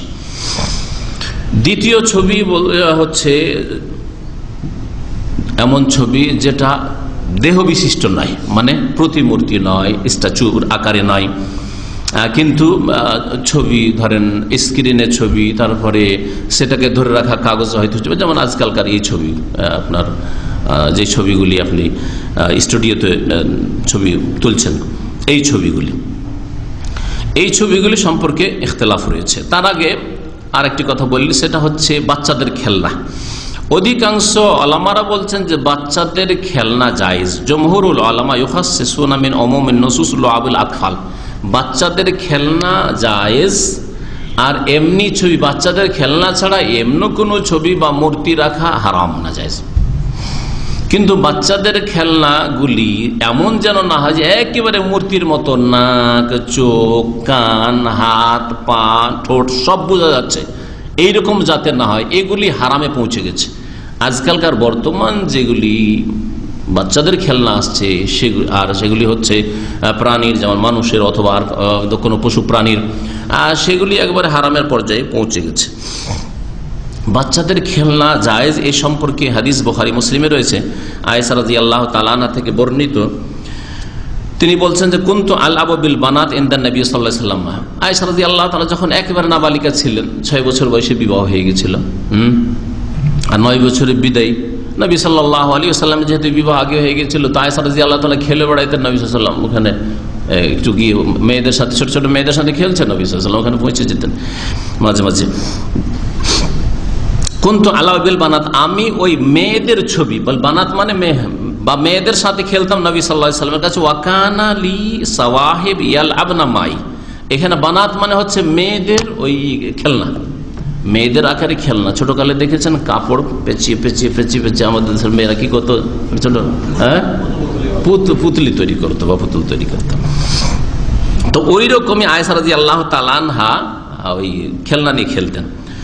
ওয়াকান আলী সাওয়াহিব ইয়ালআবনা মাই, আর আমার এরাও ছিল, সঙ্গীরাও ছিল, মেয়ে সঙ্গীরা, তারা আমার সাথে খেলতো।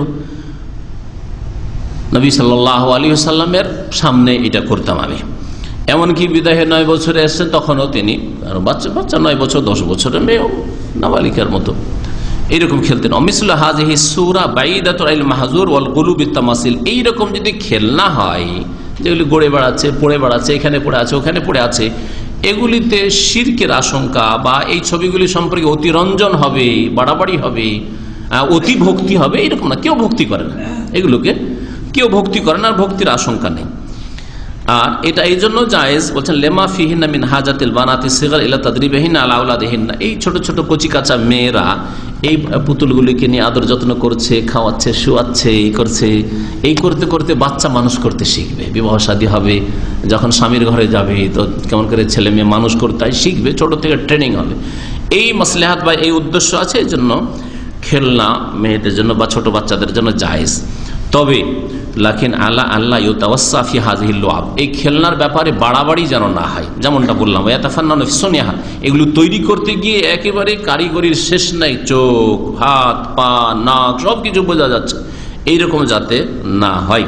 হাত্তা তুসবিহা কাত্তামাসিল, এমনকি এগুলি আজকাল মূর্তির মতো হয়ে গেছে, যেমন আজকালকার অবস্থা। সুতরাং মূর্তির মতো যেগুলি হয়ে গেছে সেগুলি জায়েজ নয়।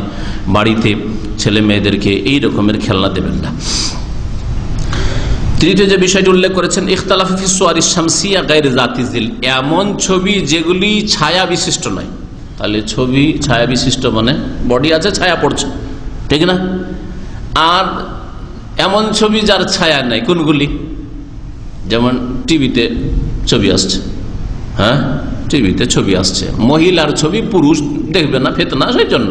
কিন্তু পুরুষ যদি পুরুষের ছবি দেখে, মহিলার ছবি দেখে, সেটা পুরুষের নজরে না আসে, এইরকম ছবি স্ক্রিনে আসছে, অথবা আপনার মোবাইলে আছে, এইরকম ছবি উল্লঙ্ঘন নয়। যতটা পুরুষের গায়ে কাপড় লাগে ততটা আছে, যতটা মহিলার গায়ে কাপড় লাগছে আছে, এইরকম ছবি যদি হয় ফাজাহাবা বাদুম ইলা হিল্লে মিসলে হাযিহি সুওয়ার, এইরকম ছবি জায়েজ না জায়েজ নয়, এই ব্যাপারে ইখতিলাফ রয়েছে। একদল বলছেন যে এইরকম ছবি হালাল, বৈধ, জায়েজ, আর এক দল বলছেন এগুলিও জায়েজ নয়। এই বিষয়ে ইখতিলাফ আছে। কিন্তু এই ক্ষেত্রে এইটাকেও দুই ভাগ করা যেতে পারে, যেটা এখানে ভাষ্যকার উল্লেখ করেননি। সেটা হচ্ছে যে ছবিটাকে আপনি ধরলেন কাগজে, আর কাগজে ধরে নেওয়ার পরে লটকে রাখলেন। ছবি তুললেন, ছবি তোলার পরে কাগজে তারপরে সেটাকে লটকে দিলেন বা টেবিলে সাজিয়ে রাখলেন। হ্যাঁ, এটা নিষেধ, এটা নিষেধ। কিন্তু ছবি আপনি ক্যামেরায় তুলেছেন, সেটা কম্পিউটারে রেখেছেন, এইরকম ছবি বাপের হোক আর মায়ের হোক, দাদা দাদির হোক, আর তাতে দিনের ফায়দা হোক আর নাই হোক, কিন্তু মহিলার ছবি না, মহিলার ছবিতে ফিতনা আছে, যুবকরা ফিতনায় পড়বে। এরকমই পুরুষের ছবি যদি সুন্দর পুরুষ হয় তাহলে যুবতীরা ফিতনায় পড়তে পারে। তো এইরকম ফিতনা যদি আশঙ্কা না থাকে, এইরকম ছবি যদি হয় তাহলে একদল জায়েজ বলেছেন। আর আরেকটা ছবি তার সাথে, বিশেষ করে এতে যদি দ্বীনের খেদমতে উদ্দেশ্য থাকে, আর সেটা ধরে রাখা ছবি নয়। এখন ধর আমার ছবি, যদি আপনি ছবিটা নিয়ে ওটাকে আপনি কাগজ বের করে নিয়ে এসে যদি ঝুলিয়ে রাখেন অথবা টেবিলে সাজিয়ে রাখেন, এতে ইসলামের কোন খেদমত আছে?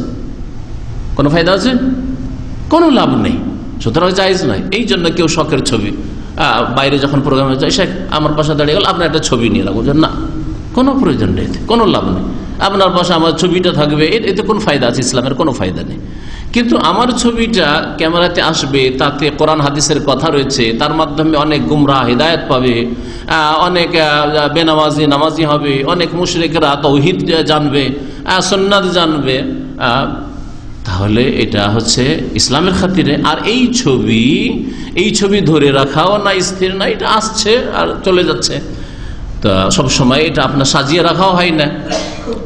আর এই ছবি আসল না, এটা হচ্ছে আসলে ছায়া, এটা হচ্ছে জিল, এটাকে বলা হচ্ছে আসলে ছায়া। এটা যেমন আয়নার সামনে, গ্লাসের সামনে দাঁড়ালে, এখানে গ্লাসের সামনে দাঁড়ান, আপনার একটা ছবি ভেসে উঠবে, এটা কি নাজায়েজ? নাজায়েজ যদি হইতো তাহলে আয়না দেখাই ইসলামে নিষেধ হইতো, তাই না? আয়না চিরুনি করছেন আয়না দিয়ে, জায়েজ না নাজায়েজ? জায়েজ। এতে কোনো ইখতিলাফ আছে? কোনো ইখতিলাফ নেই। আপনার ছবি যা আসলো, তো ওই রকমই ছবি হচ্ছে এটা। আর তাতে যদি বিশেষ করে আল্লাহর দিন প্রচার উদ্দেশ্য থাকে, বেহায়াই প্রচার করা নাই। হ্যাঁ, মা বোনদের ছবি নিয়ে আসলেন বিবাহ অনুষ্ঠানের, আর বন্ধু মহলকে দেখাচ্ছেন, এরকম নাজায়েজ কাজ নয়। এটা নাজায়েজ কেন নাজায়েজ? যে অশ্লীলতা ছড়াচ্ছে, আপনার মা বোনের ছবি অন্যরা দেখছে, আপনাদের নতুন বইয়ের ছবি অন্যরা দেখছে, সুতরাং হারাম, এই জন্য হারাম।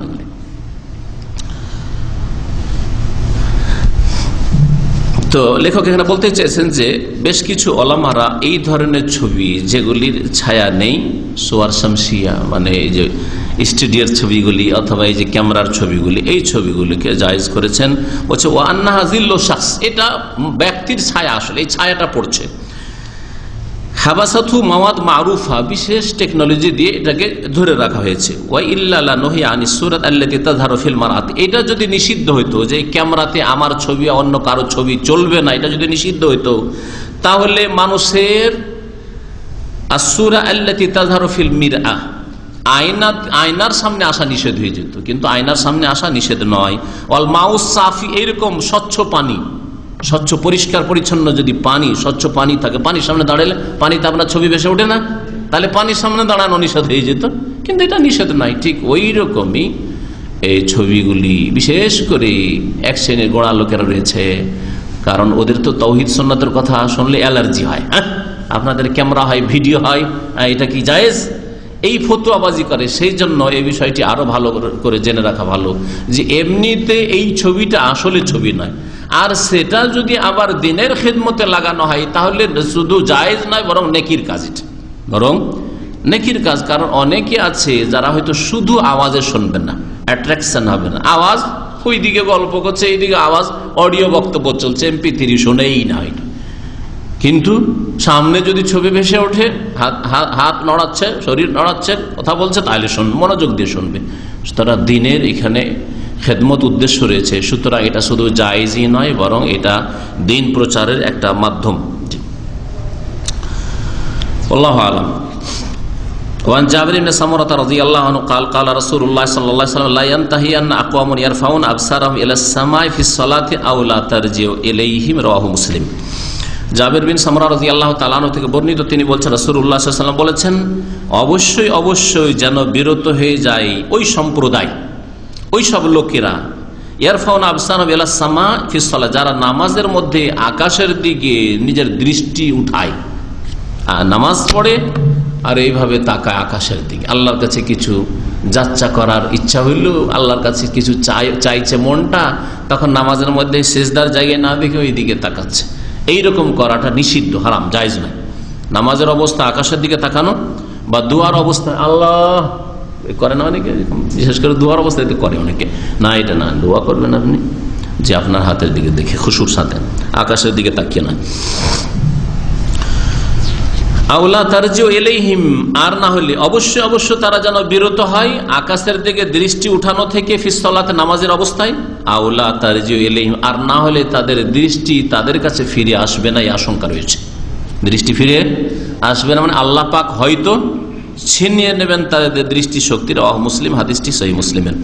ওয়ালাহু আন আয়েশা, সহিহ মুসলিম, আয়েশা রাদিয়াল্লাহু তাআলা আনহা থেকে বর্ণিত, তিনি বলছেন সামিআতু রাসূলুল্লাহ সাল্লাল্লাহু আলাইহি ওয়াসাল্লাম, রাসূলুল্লাহ সাল্লাল্লাহু আলাইহি ওয়াসাল্লাম থেকে বলতে শুনেছি, লা সালাতা বিহাযরাতি তুআম, খাবার উপস্থিত হয়ে গেলে নামাজ পড়া নেই। ওয়ালা হুয়া ইউদাফিউল আখবাসান, আর দুইটি নাপাক বস্তু অর্থাৎ পেশাব পায়খানা যদি তার উপর চাপ সৃষ্টি করে, মানে মুসল্লির উপর চাপ সৃষ্টি করে, তাহলে নামাজ নেই। এই হাদিসের বিষয়বস্তু আলাদা হয়ে গেল। প্রথম হাদিসের বিষয়বস্তু হচ্ছে যে নামাজের অবস্থায় আকাশের দিকে তাকানো, এইরকমই দুয়ার অবস্থায় তাকানো ঠিক নয়, বরং সেজদার জায়গায় তাকাবে নামাজের অবস্থায়। আর নামাজের বিশেষ করে তাশাহুদের শুধু আঙ্গুলের দিকে তাকাবে, যে হাত বৈঠকে রাখা আছে রানের উপর, জি, শাহাদাত আঙ্গুলের দিকে। কেউ যদি আকাশের দিকে তাকায় আর তার দৃষ্টিশক্তি না যায়, তার মানে এই নয় যে নবীর হাদিস মিথ্যা। আল্লাহ পাক হয়তো দয়া করেছেন, ভুল করেছে, তারপর আল্লাহ মাফ করেছেন, এরকম ঘটনা ঘটেনি, তার মানে এই না যে হাদিস অবাস্তব। হাদিস আপন জায়গায় ঠিক আছে, এটা হচ্ছে তার পানিশমেন্ট, কিন্তু আল্লাহ পাক পানিশমেন্ট নাও দিতে পারেন। অনেক ক্ষেত্রে আছে না, দুনিয়ার ক্ষেত্রে শাস্তি, হ্যাঁ অমুকের শাস্তি হচ্ছে ফাঁসি, কিন্তু ফাঁসি দেওয়া হলো না, 10 বছর জেল, 15 বছর জেল, হচ্ছে না, হ্যাঁ তার জেল শাস্তি হয়েছে, হ্যাঁ যাবজ্জীবন জেল, কিন্তু না, সেটা মাফ করে দিয়ে কি করা হয়েছে 5 বছর। তাহলে মানুষ যদি এরকম করে, আল্লাহ পাক রব্বুল আলামিন আরহামুর রাহিমিন, আরহামুর রাহিমিন, আসল শাস্তি হচ্ছে কেউ যদি আকাশের দিকে নামাজের অবস্থায় তাকায়, তাহলে তার দৃষ্টির শক্তি ছিনিয়ে নেওয়া হবে, অন্ধ হয়ে যাবে। কিন্তু আল্লাহ পাক রহম করেন বান্দার ভুল ভ্রান্তিতে, সেই জন্য এরকম করলেও হয়তো এই আযাব আসে না মানুষের ওপর, সেটা আলাদা বিষয়। রাসূলুল্লাহ সাল্লাল্লাহু আলাইহি ওয়াসাল্লাম কি বলেছেন, যে খাবার যদি উপস্থিত হয়ে যায় তাহলে নামাজ নেই। আজকালকার অবস্থায় নয়, এমন অবস্থায় যখন খাবারের দিকে প্রচন্ড চাহিদা, খিদা রয়েছে, এমন টান খাবারের দিকে রয়েছে যে কখন নামাজ শেষ, কখন নামাজ শেষ হবে, এই একটা দিক। আর একটা দিক আছে যে হয়তো কিছু লোক এটাও লেগে আছে মনে আশঙ্কা, যে কি জানি আমি এদিকে নামাজ পড়তে এলাম আর সাথী সঙ্গীরা খেয়ে হয়তো সব শেষই করে দিবে, খাবার দাবার অল্প, লোক আছে বেশি, হ্যাঁ হতে পারে না, হ্যাঁ হয়। আমরা যখন বেনারসে পড়াশোনা করতে যাবো সালাফিতে, তো খাবার একসাথে এক রুমের 12 জন থাকতাম, এক রুমে বা 10 জন, খাবার একসাথে আসতো। মাগরিবের 15 মিনিট আগে খাবার চলে আসতো। একটু যারা পরে ছেলে যারা না খেতে গেলে নামাজে গিয়ে ওই একামতের সাথে নামাজ পেতে মুশকিল হবে, যে নামাজ পড়ে এসেই খাবো। নামাজ পড়ে এসে দেখা যেত যে ডাল একটু রাখা আছে, ভাত আছে ছড়িয়ে ছিটিয়ে আছে, ঠান্ডা হয়ে গেছে, সব নিয়ে শেষ করে দিয়েছে খেয়ে। আর গোস্ত পাবেন হয়তো 3 পিস আছে, 2 পিস না হয় 1 পিস, এটা হয়। তো এইরকম পরিস্থিতিতে যদি অন্তর ঝুলে থাকে খাবারের সাথে, আর এইদিকে জামাত চলছে, তাহলে না, জামাতে নামাজ না পড়ে আপনি আগে খেয়ে নেন, তারপরে নামাজ পড়েন। খাবার পাবো কি পাবো না, তারপরে এত খিদা যে মন লাগে না নামাজে, পেটের জ্বালাই পেরেশান, তাহলে আগে খেয়ে নেন। কিন্তু আজকাল 3 বারের জায়গায় 5 বার খায় মানুষ। ফজর পরই এক নাস্তা, আবার সকাল 9টা 10টা এক নাস্তা, হ্যাঁ, আর একবার জোহরে, আর একবার আসর থেকে মাগরিবে, আর একবার রাত 10টায়। আর এরপরে আরো বেশি হইতে পারে, তাই না? তো এই রকমের ক্ষেত্রে না, আজকালকার এই রকম পরিস্থিতি যারা সুখে আছে তাদের জন্য, গরিবের জন্য ঠিক আছে, সকাল থেকে খাবার দাবার খাইনি, আর 12টার সময় গরিব মানুষ 12টার সময় খাবার নিয়ে এসছে, সারাদিন খেতে পাই না। আমরা দেখেছি গরিবদের ঘরে দিন মজুর করে সন্ধ্যাবেলা হাট থেকে চাউল নিয়ে এসে ভাত রান্না হয়েছে এশার নামাজের সময়, হয়তো হ্যাঁ না খেয়ে আছে, আগে খেয়ে নিক তারপর নামাজ পড়ুক, জামাত পাক আর না পাক কোনো অসুবিধা নেই, তাদের জন্য কোনো গুনাহ নেই। পেশাব পায়খানার চাপ থাকলে অনেকে ভাবে যে উজুটা আছে, এই উজুতে সেরেই নি, মাগরিব থেকে উজুটা করে আছে, এশার সময় একটু পেশাবে চাপ চাপ আছে, যাক নামাজটা সেরেই নি, আবার উজু করব ঠান্ডার জন্য অথবা গরম পানির জন্য, অথবা বাথরুমে ভিড় আছে, যাকে এটা দিয়ে সেরে নি। ওই দিকে নামাজে গিয়েছে আর পেশাবের চাপে বরদাস্ত হচ্ছে না, কখন নামাজ শেষ হবে, নামাজ প্রথম শুরু হয়নি, কখন যে ইমাম নামাজ শুরু করে, আরে বারবার ঘড়ি দেখতেই আছে, কারণ ওদিকে পেশাবের চাপ, ওইদিকে পায়খানার চাপ, তাহলে এইরকম অবস্থায় নামাজ হবে না, এইরকম অবস্থায় নামাজ পড়া জায়েজ নাই। তবে পেশাব পায়খানা যদি চাপ না থাকে তো অসুবিধা নেই। অনেকেই ফজর নামাজ পড়ার জন্য জাগে, হয়তো পেশাব পায়খানার চাপ নেই, জরুরি না যে পেশাব পায়খানা করতে হবে তারপর আপনাকে ফজর পড়তে হবে, কিন্তু চাপ থাকলে অবশ্যই পেশাব পায়খানা সেরে নিয়ে কাজায়ে হাজাত করে তারপর নামাজ পড়বে। কারণ হচ্ছে খুশু, নামাজে বিনয়ী হওয়া, নামাজের একাগ্রতা, এটাকে নষ্ট করে দেবে এই খাবারের চাহিদা অথবা পেশাব পায়খানার চাপ। এই জন্য বলা হয়েছে যে এই অবস্থায় তোমরা নামাজ পড়িও না, আগে এই প্রয়োজনগুলি সেরে নাও। ইমাম ইবনে কাইয়িম রাহমাতুল্লাহ আলাইহি বলছেন যে লাম ইয়াকুন মিন হাদিহি সাল্লাল্লাহু আলাইহি ওয়াসাল্লাম তাগমিজু আইনাইহি, নবী করিম সাল্লাল্লাহু আলাইহি ওয়াসাল্লামের জীবনে কখনো পাওয়া যায় না যে চোখ বন্ধ করে নামাজ পড়েছেন। আচ্ছা, আকাশের দিকে তাকালো না, কিন্তু অনেকে আছে নামাজের অবস্থায় পড়ে না চোখ বন্ধ করে, মনে করে যে এতে বেশি খুশু হবে, কিন্তু চোখ বন্ধ করে নবী করিম সাল্লাল্লাহু আলাইহি ওয়াসাল্লাম নামাজ পড়েননি, সিজদার দিকে তাকিয়ে নামাজ পড়েছেন। হ্যাঁ, সেজন্য চোখ বন্ধ করে নামাজ পড়া ঠিক নাই। তবে একটা জায়গায় চোখ বন্ধ করা জায়েজ আছে, বরং চোখ বন্ধ করা ভালো। সেটা হচ্ছে যদি সামনে এমন কিছু নকশা আছে বা আকর্ষণীয় জিনিস আছে যেটা বারবার নামাজের খুশুকে নষ্ট করছে, ওই দিকে শুধু নজর যাচ্ছে, তো এই খুশুটাকে সুরক্ষার জন্য, খুশুর হেফাজতের জন্য যদি চোখ বন্ধ করে যে আমি ওই নকশাগুলির দিকে দেখবো না, ওই সামনে আয়াত লেখা আছে, সামনে কারো অ্যাড্রেস লেখা আছে, Islamic cultural centre, telephone number এত, আর সামনে আপনার নামাজে, আর ওইখানে নজর যাচ্ছে, যদি এরকম হয় না, তার খুশু নষ্ট হচ্ছে, ওই দিকে নজর গেলে আপনার খুশু নষ্ট হচ্ছে। নামাজের অবস্থা যেন পড়ছেন আপনি কত 83 অমুক এত না, এরকম যেন না হয় নামাজের অবস্থায়।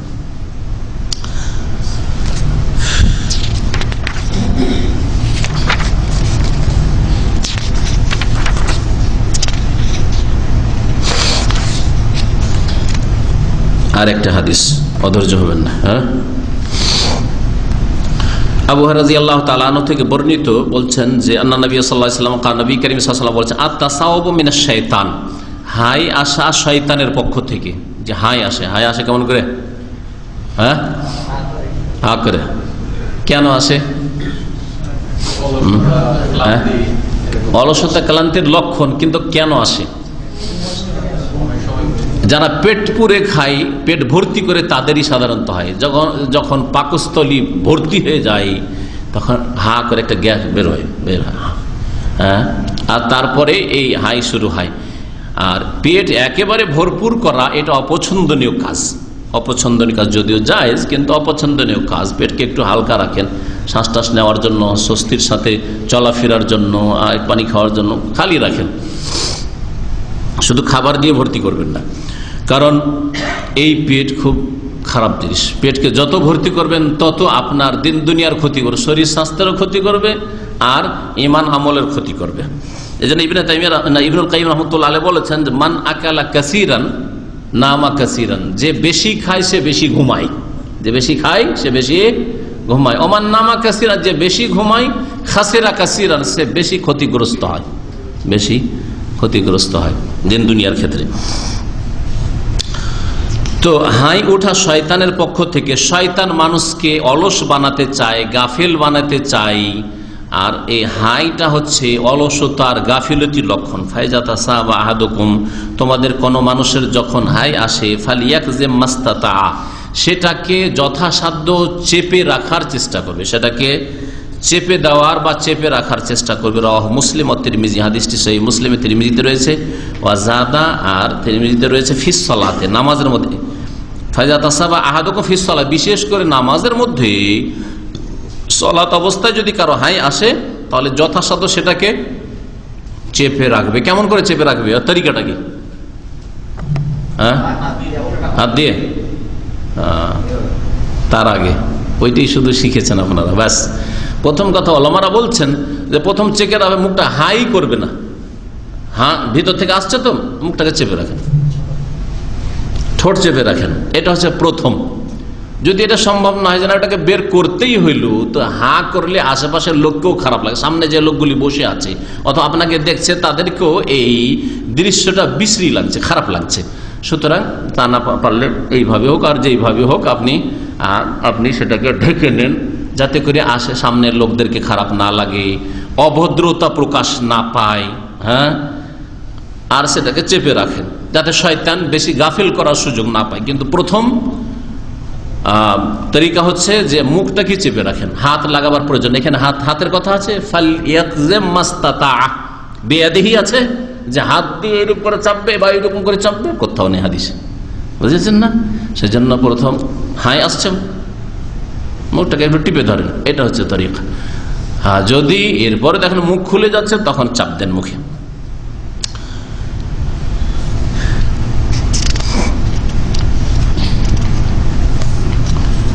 মুসলিমে সহিহ মুসলিম আবু সাইদ খুদরি রাদিয়াল্লাহু তাআলা আনহু থেকে বর্ণিত এই হাদিসের ভাষ্য সম্পর্কে একটি হাদিস রয়েছে। এই এক হাদিস আর এক হাদিসের ব্যাখ্যা করে। তাতে রয়েছে, ইজা তাসাবা আহাদুকুম ফালইউমসিক বিয়াদিহি আলা ফামিহি, তোমাদের কারো যখন হাই আসবে তখন যেন নিজ হাত মুখের উপর রাখে। ফাইন্না শাইতান ইয়াদখুল, কারণ শয়তান ঢুকতে যাচ্ছে। তা হা যদি হয়ে যায় শয়তান ঢুকতে যায় তখন হাত রাখো, আর প্রথম হা করবেই না যাতে শয়তান ঢোকার সুযোগই না পায়। এটাই উলামা কিরাম বলেছেন। তো শয়তান, এই হাদিস দ্বারা আরো জানলাম যে ফাইন্না শাইতানা ইয়াদখুল, শয়তান ভিতরে প্রবেশ করার চেষ্টা করে। আর শয়তান তো শিরা উপশিরাই চলাফেরা করে, ভিতরে ঢুকে মানুষকে গাফেল বানায়, তখন মানুষের তন্দ্রা আসে আর তারপরে মানুষ গাফেল হয়ে যায় বা অলস হয়ে যায়। এই জন্য হাইকে যথাসাধ্য চেপে রাখার চেষ্টা করতে হবে।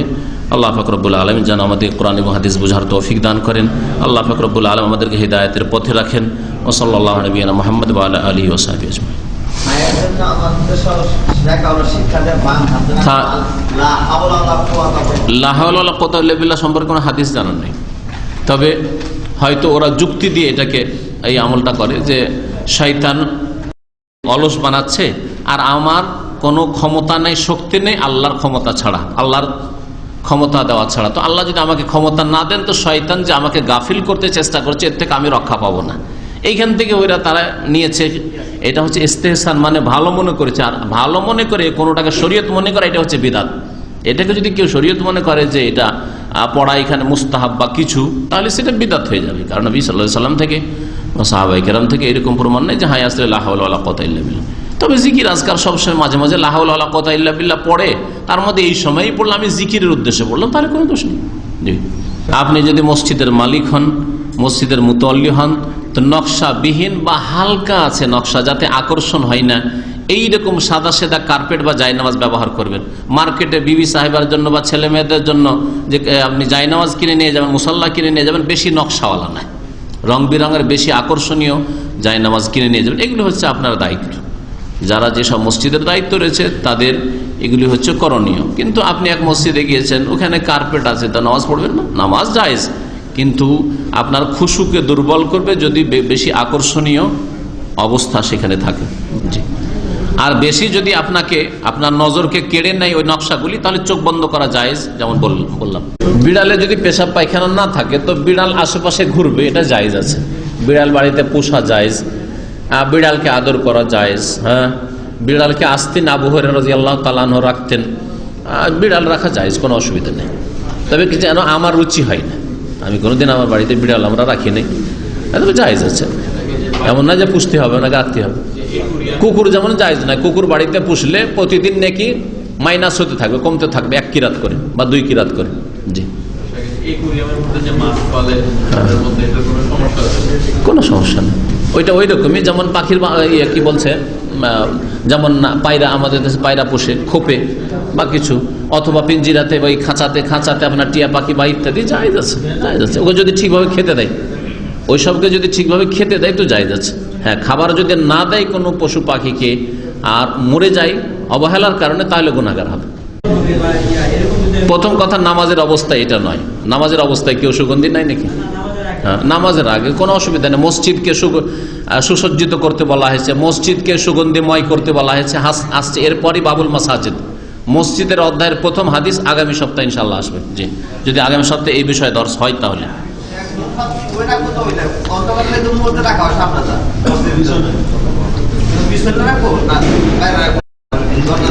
জুমার নামাজ এক রাকাত পাওয়া গেলে পূর্ণ নামাজ সম্পূর্ণ হবে? হ্যাঁ হবে, এক রাকাত পেলে। কিন্তু এক রাকাত যদি না পাই তাহলে জুমার নামাজ হবে না, জোহর পড়তে হবে। কারণ জুমার নামাজে কেউ রুকুর পরে পৌঁছিল দ্বিতীয় রাকাতের, তাহলে জোহর 4 রাকাত পড়তে হবে।